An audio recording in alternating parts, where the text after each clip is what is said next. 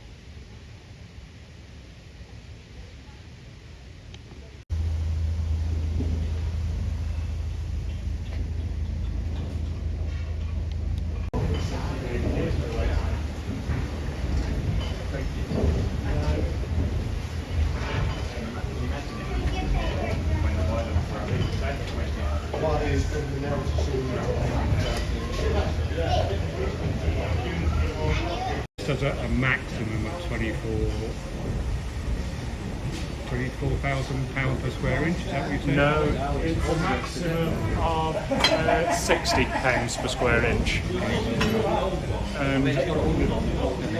If it ever reaches that on the other side of the canal, I'm running. Yeah, so it's like a speedo on a car, isn't it? There's chucking coal in until a bit before you want it to stop. And then you just keep putting cold water in, and the more cold water goes in, the less steam it makes. And then we just let the engine run down what's left. We'll leave it with the shut that, which is the damper, big plate in the flue, which has regulated draft. So we'll shut that right down, fill it to about there with some cold water overnight, and leave it with less than 10 pounds of pressure on it. It's not going to spontaneously boil. And then in the morning we'll take it, it remains at the fire, stick it again. Take all the ash out from under there, light another one. Good fun. How long have you been doing this for? 18 years.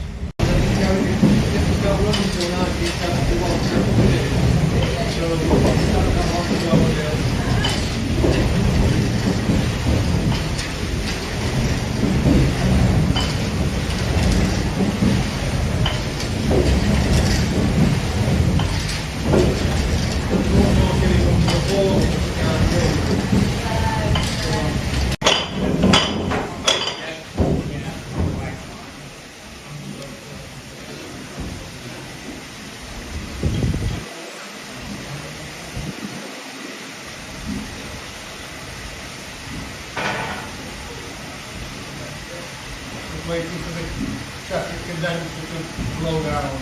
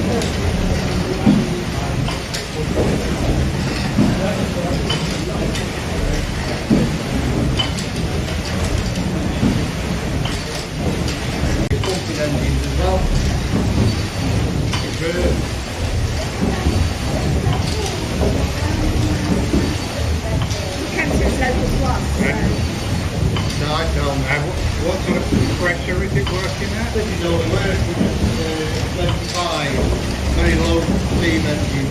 But we're calling a vacuum because we've got gauge watt separate condenser. So it's steam pressure on one side and vacuum on the other. So it's a big saving. So that's 25 watt per square inch or something? Something like that. Something like that. So it can move more than massive stone. If you want to go to the top of the stairs to see.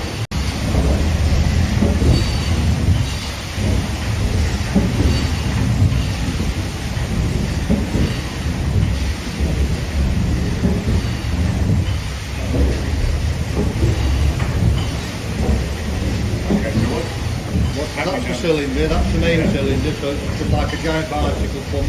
Yeah. So steam going on one side, pushes it down, steam goes on the other side of the cylinder head, pushes it up, and then there's also vacuum opposite. This is the clever bit, this is James Watt's parallel motion, and it allows the piston, which is going up and down, to push and pull. Before that, you could only pull because you had a piece of chain. So this is actually doubling the power of the engine. A really clever thing.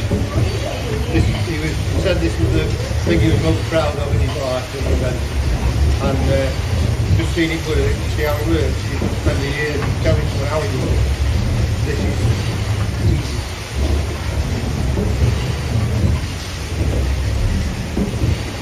Valve shed, and this allows steam to enter and the top or the bottom of the cylinder, which drives the cylinder head up or down. And we also have a separate vacuum, so we have steam on one side of the cylinder head and vacuum on the other. So we're getting the benefit of vacuum from the waste steam, and this makes it a more efficient engine.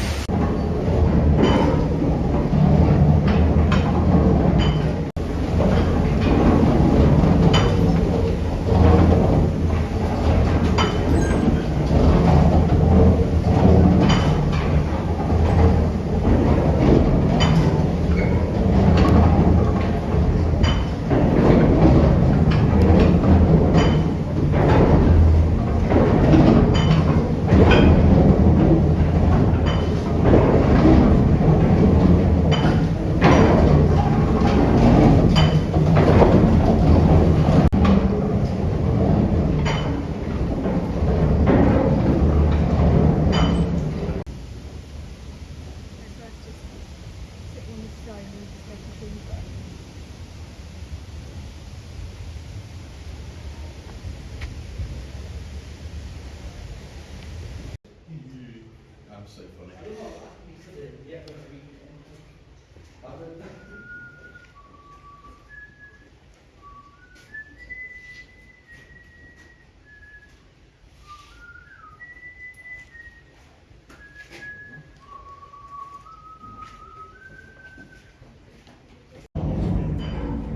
Hello, my name is Matt. I'm one of the engine drivers for the stone crushing engine at Etruria Industrial Museum. This engine was brought to the mill in 1930s, in the 1930s, nobody's sure exactly when, and nobody knows quite who made it. All we know is that it's installed after the Flint Kilns were decommissioned. It is a single cylinder, double acting engine, which is powered from the steam from the main boiler through a 2-inch pipe that goes through the gear room. Now I'll now demonstrate the engine starting. My associate will turn on the steam, and I will start the motion that will get the engine going. Ready?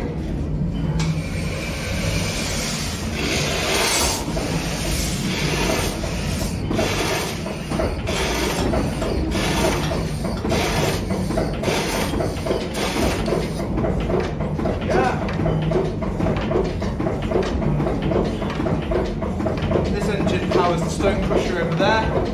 Once again, we don't really know who made it. All we know is it was brought in after the decommissioned.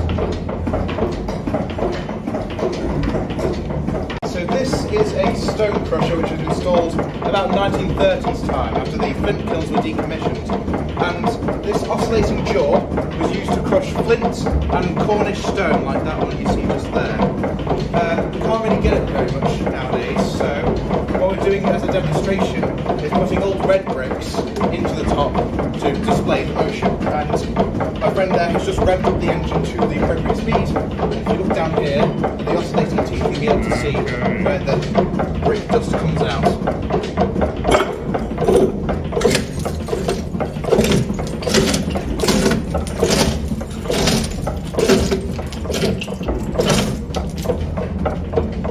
After that, the brick, well, the flint and the rock would be ferried through to that part of the mill through there, which is no longer with us anymore, and where it would be pulverised into dust and then be brought back into the gear room, where we sent up to the pans to be mixed into bone china slip, which would then be processed by factories into pottery.